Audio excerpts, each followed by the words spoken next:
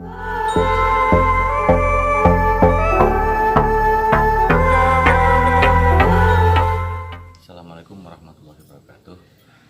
Alhamdulillah, dalam masih suasana hari raya ini kita masih bisa bertemu, dan saya pribadi mengucapkan minal aizin wal faizin, taqabbalallahu minna wa minkum taqabbalan karim.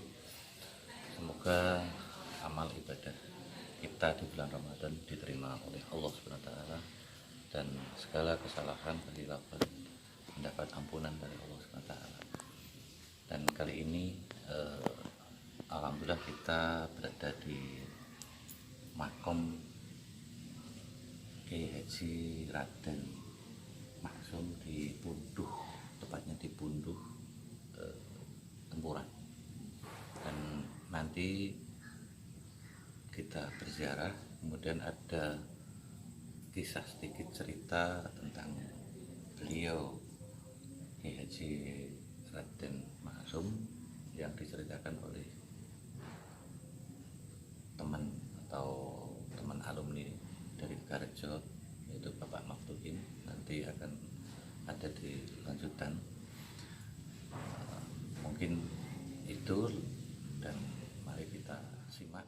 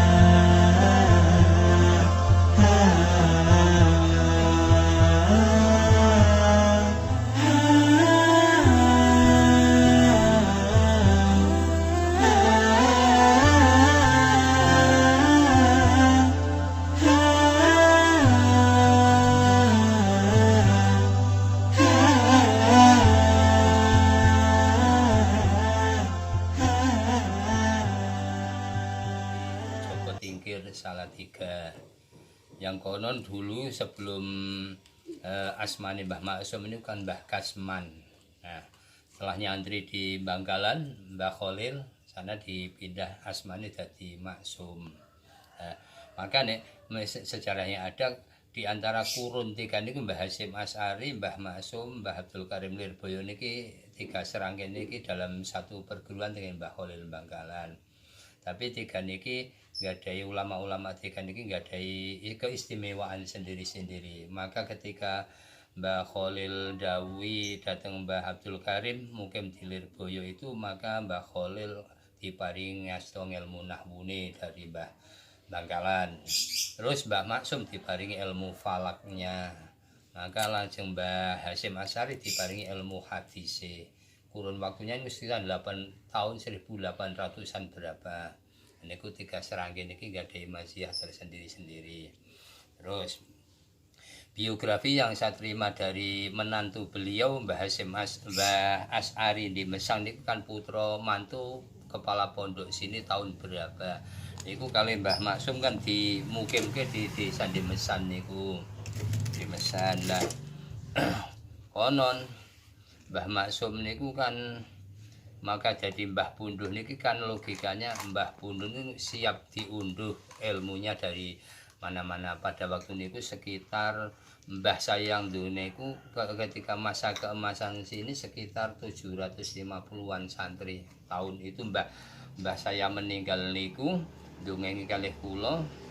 Pada waktu niku pondok ini sekitar 750-an santri niku Mbah Maksum nggadai keistimewaan yang sekarang masih diabadikan, termasuk tinggalan adalah masjid di sana dan kali Blumbang itu yang dulunya sini kan katanya angel banyu. Nah, maka oleh Mbah Maksum diambilkanlah air dari desa Kasian, sekitar dari sini kurang lebihnya ya 6 sampai 7 kilo lah. Nah, maka sekarang berwujud rong segini. Dulu katanya hanya dituntun pakai teken. Itu wallah alam. Tapi sampai sekarang tuh banyu ini di masjidnya masih tidak pernah surut. Entah itu mau musim kemarau atau musim nopo ini tetap full airnya. Nah, maka itu dulu ada pesantrennya Mbah Maksum itu. Pesantrennya Al Maksum. Sekarang mesinnya pesantren. Masjid Burine Sirot itu. Terus ilmu fakih kata ilmu nahwu, Ilmu falaki, ilmu falak. falak nih sini. Ilmu falaknya itu Mbah Maksum termasuk punya santri satu yang samari ditumbuh saya Raden Ismail tumbuh Alargarja itu santrinya Mbah Maksum. Nah itu yang kondang ilmu falaknya dan sekarang masih ada anunya diabadikan di masjid itu tulisannya Raden Ismail yang santrinya Mbah Maksum. Nah, Mbah Maksum niku keturunan awal saya ceritakan dari Joko Tingkir. Nah, terus nek miturut cerita yang ada niku Mbah Maksum niku nggadai abah ramane yang semari di atasnya Mbah Maksum. Nah, itu Mbah Kiai Raden Tolosono dari Joko Tingkir Solo dulu. Ketika di Banggalan Madura itu yang saya terima dongeng-dongeng yang ada niku jadi kekasih daripada Mbah Khalil Bangkalan, maka sering didhawuhi ndereke mriki.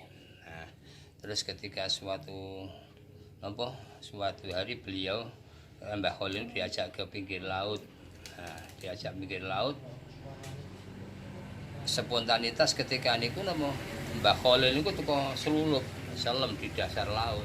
Mbah Maksum kan bingung, loh Syekh tadi di mana kok masuk ke dalam laut?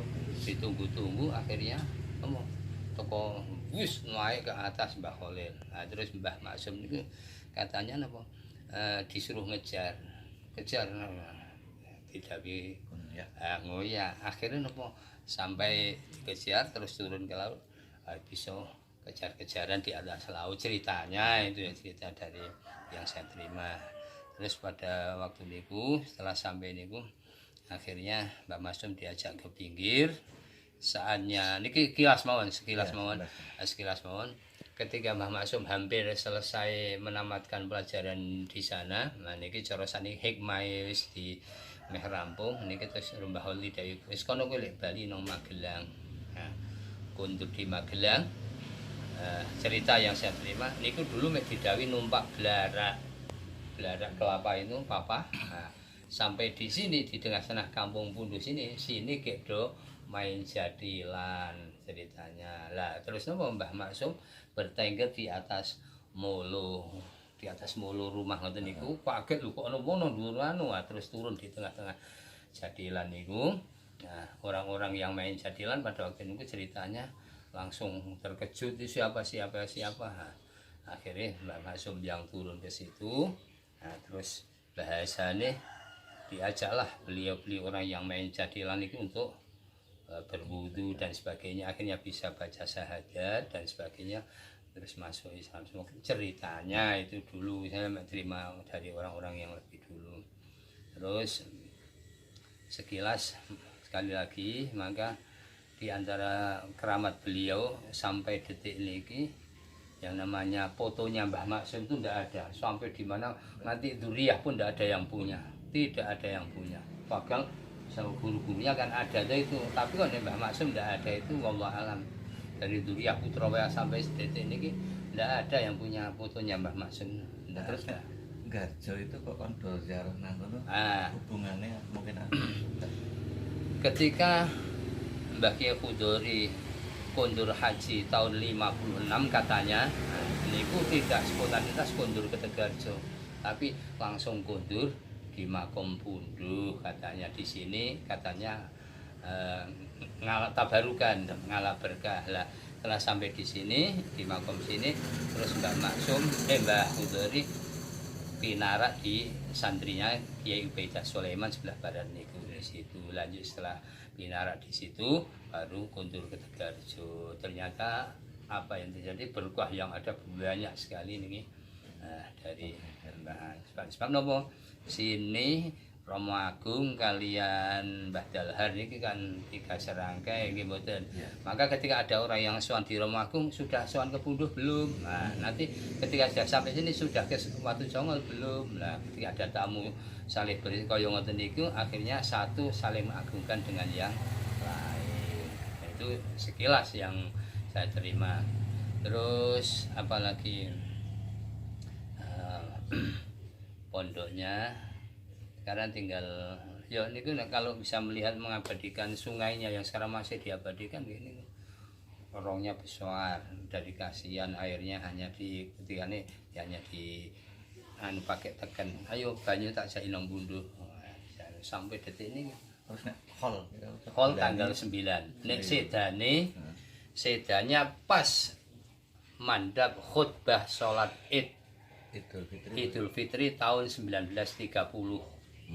Maka dikai tanggal 9 hallnya niki dalam rangka kalian mitung dino, kalian 7 hari untuk napa niku tamu-tamu yang datang banyak sekali, maka ben selo dan sebagainya, maka dikasih waktu longgaran 2 hari. Berarti hallnya yang tanggal 9 Syawal niki memperingati hari ke-7 hari beliau sedo pas mandap khutbah sholat Id tahun 1930.